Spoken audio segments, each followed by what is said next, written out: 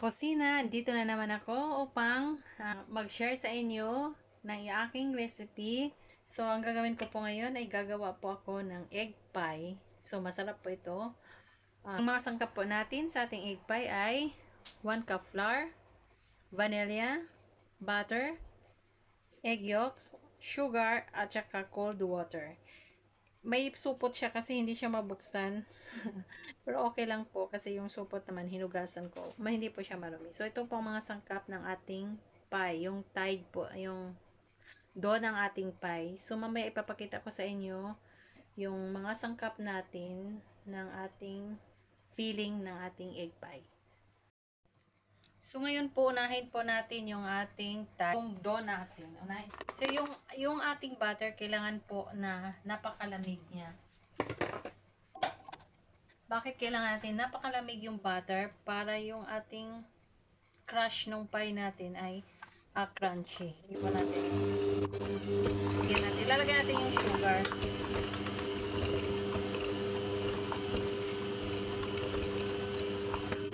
Ilagay natin yung ating egg yolk.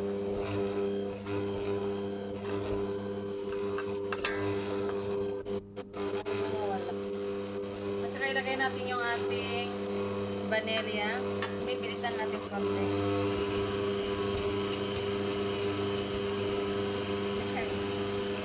Gradually ilalagay natin yung ating flour.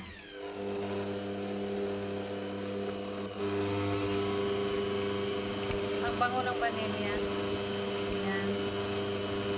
Ilalagay natin yung flour natin. Tapos, ilalagay natin yung ating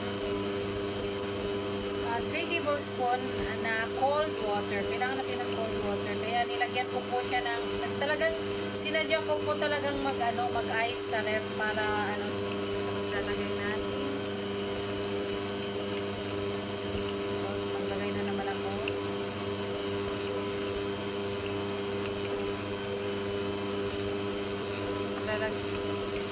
So lagyan na natin. Diba?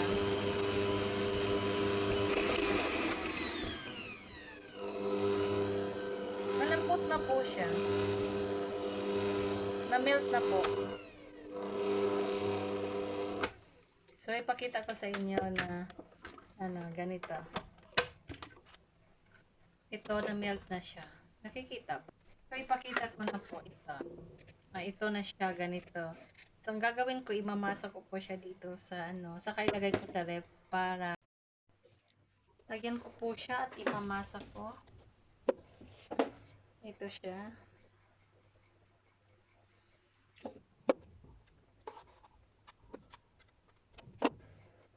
Malamig po yung kailangan talaga siya malamig.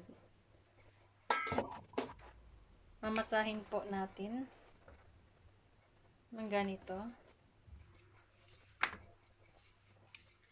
Ay, dikit-dikit siya. Tapos natin siyang masahin, ilagay po natin siya sa ref.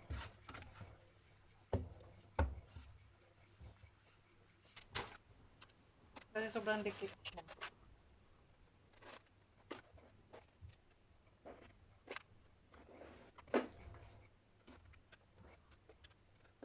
Ganito.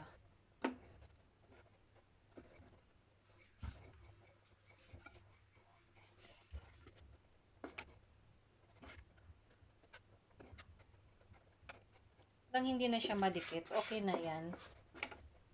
Ganyan.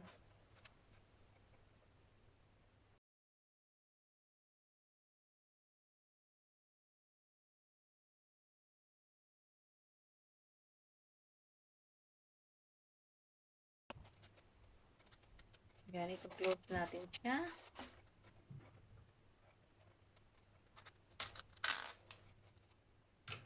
So, ganito.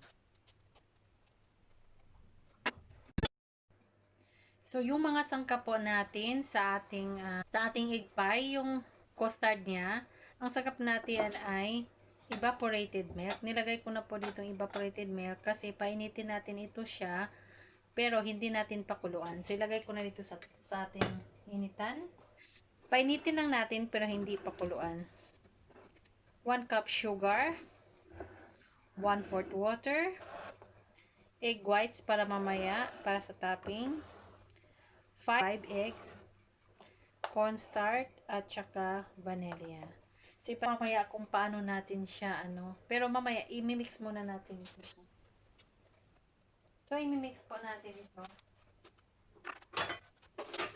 So, ganito. Natin ating egg yolk. Teka. Tapos, ilagay ko yung sugar. Pwede natin dito ilagay.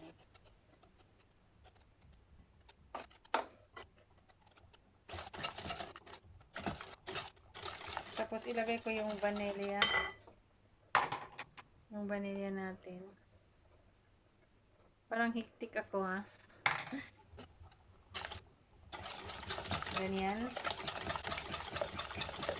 I-mix. Tapos, yung cornstarch. Ilagay natin siya dahan-dahan. Kailangan matunaw yung cornstarch dito.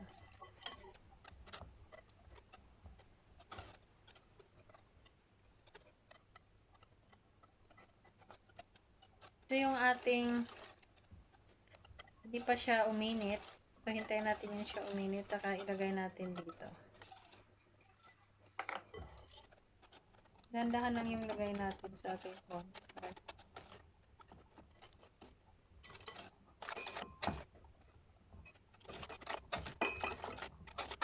Para hindi siya magbubuo. Kaya i-mix natin siya ng maayos. So, ganyan.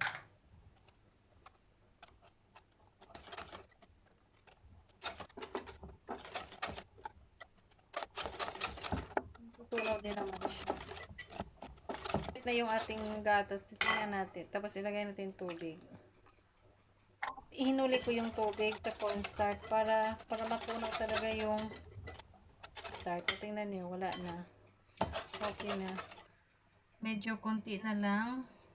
Pwede na natin siyang isalin doon sa ating itlog. So, ito, natunaw na po natin. Gradually, i-add na po natin yung ating gatas. Mainit na po yung gatas, oh. Hindi nyo nakikita, pero medyo umuusok na po siya. So, hidandahan po natin yung lagay niya. Hindi po natin i-stress yung itlog. Dahan-dahan lang. So, dahan-dahan lang po.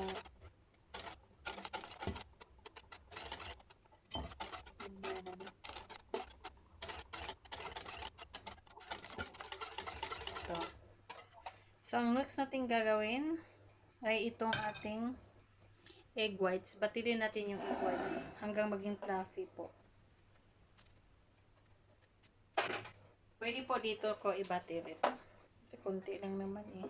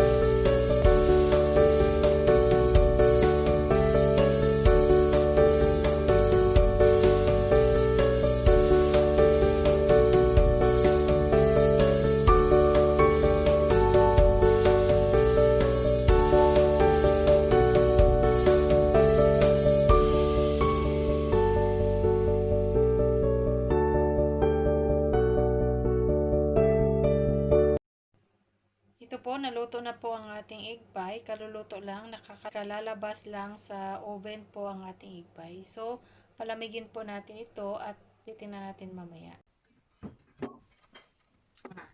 So, dito na po ang ating egg pie. Titingnan na po natin ang kanyang laman sa loob. So, kukuha lang po ako ng maliit. Napaka-crispy po yung taig niya. Ito lang po. Ang kukunin ko.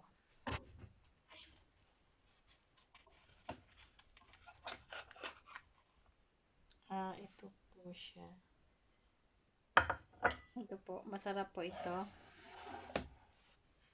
So, titikman po natin yan mamaya.